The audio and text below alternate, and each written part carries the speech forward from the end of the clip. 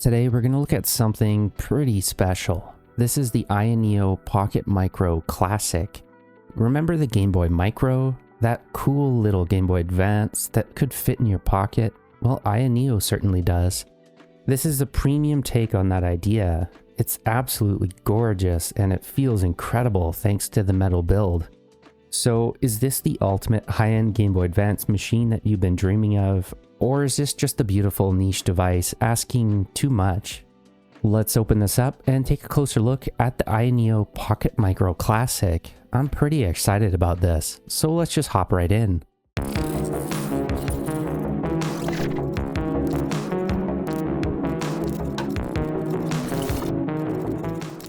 First things first, let's take a closer look at the price and the availability. Just a disclaimer as well, this was sent to me for review from LitNXT.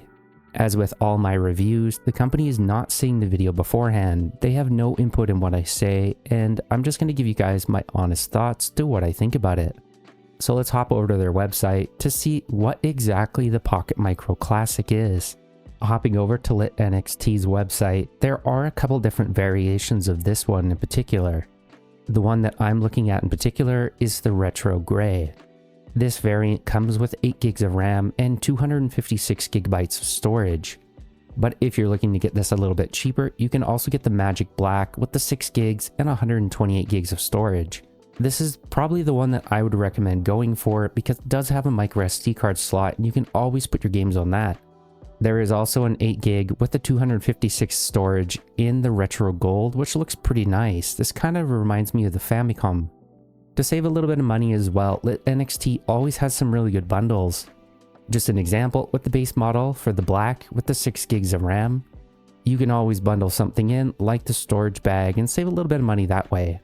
This brings the total cost of the device down from $216 to $198.86. My coupon code will stack on top of that as well. If you're interested in picking one of these up after the review, make sure to check out my link in the description below. It definitely helps support the channel, but I'll leave a non-affiliate link there as well. This device comes with a MediaTek G99 processor. Now, while not being top of the line, this does give you a lot of performance that you're going to need to play most of the games that are D-pad oriented. This comes with a 3.5-inch 640p IPS display and it is bezel-less. It looks really good too. Because this runs Android, we do get Wi-Fi and Bluetooth. It's definitely not a device you want to use for streaming though. The star of the show on this is definitely that display. With 330 pixels per square inch and 400 nits of brightness, it's a pretty nice display. It also has UFS 2.2 storage, so it does start up relatively quickly, and it also has active cooling. One of the big downsides of this device though, unfortunately, is the battery size. You're going to get probably about 5 to 7 hours of battery life depending on what you're playing.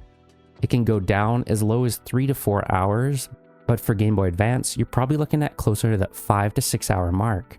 Let's take a closer look to see what comes in the box. As with all AYANEO products, these are really premium unboxings. You get a really nice little card here, covering the top, protecting the screen. Honestly, I love this design. Underneath that, you get the console itself, and I can already tell I'm absolutely amazed by this design. It looks so premium. I'm going to set this aside for now just to see what else comes in the box. In the box, we get the usual suspects for most unboxings. I love the attention to detail that AYANEO puts into their packaging. You get a little manual showing you how to use AYASPACE. This is a pretty cool little app and it has a lot of functionality to it. Make sure to keep this just in case you need to refer back to it. Underneath that, you get a little box here with a USB cable in it.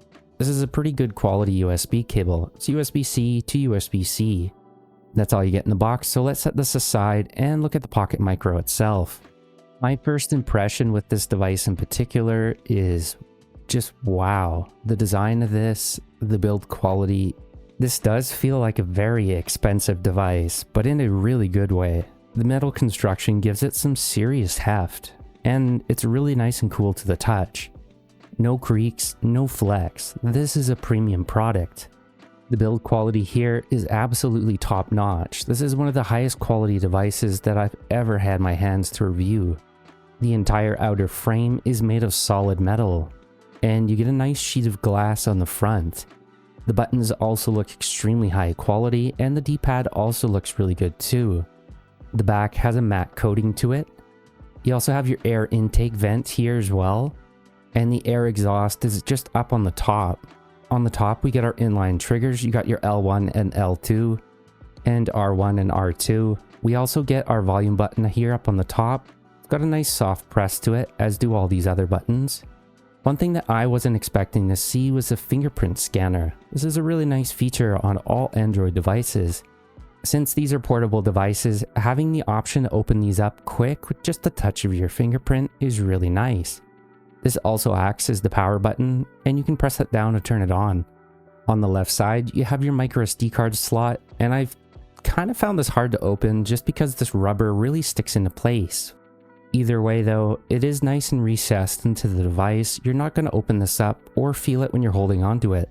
On the right side, you have the RC button, which I believe is programmable, and there's another button here on the top. I've just never really found myself using these. On the bottom of the device, you get 2 speakers. Honestly, these are not amazing speakers, but they've been pretty decent. The USB-C port is also on the bottom. There's also 2 other buttons here on the edge of the device. You get your select and your start button. I thought the placement of these would bother me, but it's actually not been that bad so far. On the other side, you get your AYASPACE button, and I believe this is the home button. All in all, pretty good first impressions. I'm really impressed with everything so far. The device itself comes in at 228.4 grams. This is also a relatively thin device, coming in at 18.6 millimeters. Ergonomics on this device, well, it feels good quality-wise, but it's undeniably blocky. There's no real curves or ergonomic grips to speak of. It's definitely a trade-off for premium design for ergonomics, but honestly, I don't really find it bothers me as much as I thought it would. The sides feel really nice to grip onto, especially with that metal shell on the outer edge. And I kind of spread my fingers across the back. I think the reason this is a little bit more ergonomic than I thought it would be is just because it's a little wider. It's also a decent height, and it kind of fits into the palm of your hands here. Your pointer fingers can easily access both the triggers, and this is something that I was kind of concerned about. I thought it would be a little awkward pressing R2. Even with that put a little further in the center, it is quite easy to reach. The way my pointer finger wraps around, it rests perfectly on that R2. And it is also easy to access the R1 and L1. The face buttons and D-pad are in a really good spot. Everything's easy to access here. Even the start and select isn't too bad. Not as good as it could have been, but all things considered, it's really not that bad. Ergonomics on this device are definitely pretty decent. The controls on this device are pure retro. The D-pad and face buttons on this device in particular are rubber membrane. It's got a nice satisfying press to it. There's an ever so slight pivot in the center so it doesn't bottom out when you push it in. If you're used to retro feeling D-pads, I think you'll really like this one. Personally, this is the kind of D-pad that I like. I love the red on the face buttons matching this silver and gray. It looks so nice. These are also rubber membrane, and they have a nice little font to them. They're also actually a pretty decent size. Those R1 and R2 buttons are also rubber membrane. Although they feel pretty good, maybe a little bit quiet. There's not a lot of wiggle on these face buttons either. There's a little bit, but I don't think it's going to rub on the outer shell, so that's something to take note of. I think this is a really good balance. These are awesome face buttons. The D-pad is really solid. There's not a lot of wiggle here either. The startup speed of this device is actually very impressive. Compared to a lot of other devices, I thought this would have taken a lot longer to start up. You're looking at roughly under 15 seconds to boot. I've already gone ahead and installed some apps and some emulation onto this device. The screen is the major highlight of this device in particular. That 3.5-inch IPS panel is pretty bright and really vibrant. AYANEO claims 100% of the sRGB color spectrum, and I'm inclined to believe them here. That screen goes up to 400 nits, and it's definitely bright enough even under these bright studio lights. One thing that you might notice is a little bit of light bleed. Now it's not too bad, and this is one of the better IPS displays that I've seen. You do notice ever so slight amount of light bleed on the left and a little bit on the right, but it's really hard to see on colors like this. Let me swap over to a gray screen so you can just see what that looks like. This is only going to be really noticeable during loading, but during gameplay, you're unlikely to see this. This is pretty common on most IPS panels, but overall, I am really impressed with the display. Despite being an IPS panel as well, black actually looks pretty dark on here. I'm not noticing any dead pixels on any color here. Seems to be a really good panel for quality control.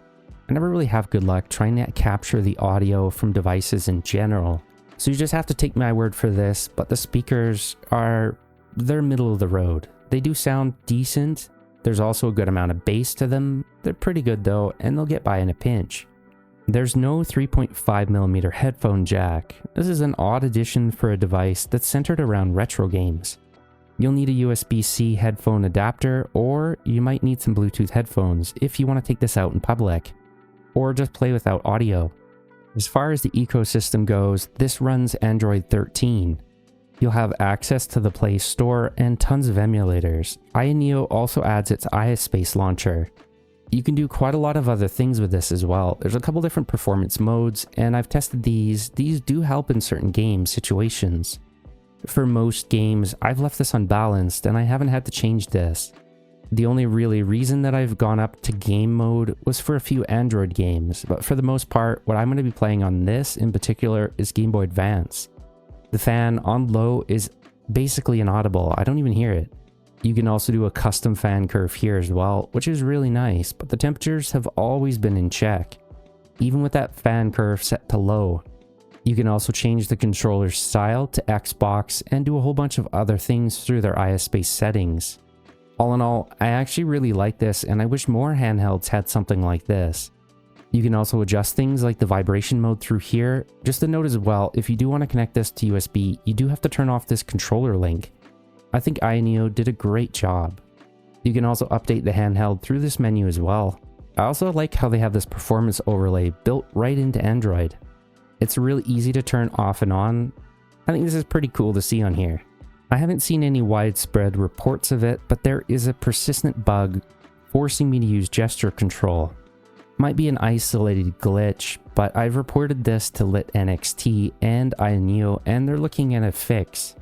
If I swap this over to 3-button navigation, the little menu will keep popping up on the side, which is kind of annoying. Since I've always used 3-button navigation, it's taking a little getting used to using gesture control, but I mean, it does work, and it's a decent fix for now. You might be used to gesture control anyways, so this bug is unlikely to bother you. So emulation, this is why you would consider the Classic, and for Game Boy Advance, absolutely flawless. Perfect scaling, smooth performance. This is arguably one of the best Game Boy Advance experiences I've ever had on a handheld. Game Boy Color does also run really good on here. There's a little bit of a bezel on the side, but because of the screen quality, it's pretty hard to see. I think for me in particular, these are the kind of systems that I'd want to play on here.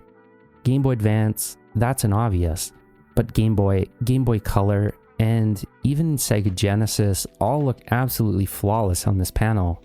This is Game Boy Color on this device, and just because of the aspect ratio that they went for, it gives you a really good balance between a lot of these systems. Game Gear is another one that kind of fills out the panel really good. If I turn it a little bit, you can kind of see what that black bar looks like. There's none on the bottom, very little on the side. It looks really good. Super Nintendo also really fills this screen out nice. A lot of these retro systems are just fantastic on this little handheld. Again, you get very minimal black bars on the left and the right, and none on the bottom. Because you also have that rubber membrane D-pad, these games are really fun to play. But yeah, nearly every single retro system fills this panel out beautifully, and the colors look vibrant and very bright. I think this might actually become my go-to device for retro games in particular, especially because this small package is easy to fit in your pocket. The upper end of this device in particular is Dreamcast. It does play Dreamcast, it just feels so weird playing Dreamcast with the D-pad. The performance at stock though is really good. The G99 definitely has enough power to play these kind of games. Not bad, pretty dang smooth. This is in balance mode as well. You can bump up the performance if you want a couple extra frames, but I think this is running at nearly a flawless 60. Putting that performance overlay on, yeah, it is running at a solid 60. The temperatures are really good as well, at about 36 degrees Celsius. I am using a total of 6 GB of RAM playing Dreamcast. Android has always been really good at adjusting itself. So if you got the 6 gig version, I think you'd be okay playing stuff like this on here. I don't think that it's going to be required having the 8 gig variant, but it is nice to have in case you need it. My recommendation still would be the 6 gigabyte model. Talking about the thermals, they've been pretty good so far. I haven't really seen it go over about 50 degrees Celsius. Even with Dreamcast gaming, it does a pretty good job staying under 45 degrees Celsius. And because the back is that soft matte plastic, you're not actually feeling it on your hands. Because that metal isn't coming in contact with any of the thermals, it does feel really cool to the touch still. The only thing really heating up these metal sides is my hands, so it still feels very comfortable. Why buy this over some of the cheaper alternatives? We have the 34XX. This is much cheaper. This doesn't feel like a low quality device, but it's just different audience really. This is designed to be cheap, accessible, and just to work. The screen on this is going to come nowhere close to the panel on the Classic. Even compared to a fully modded OEM Game Boy Advance SP, this is still just something different entirely. These are really nice to have, and they fit nice in your pocket too. Again, this is just coming down to preference at this point.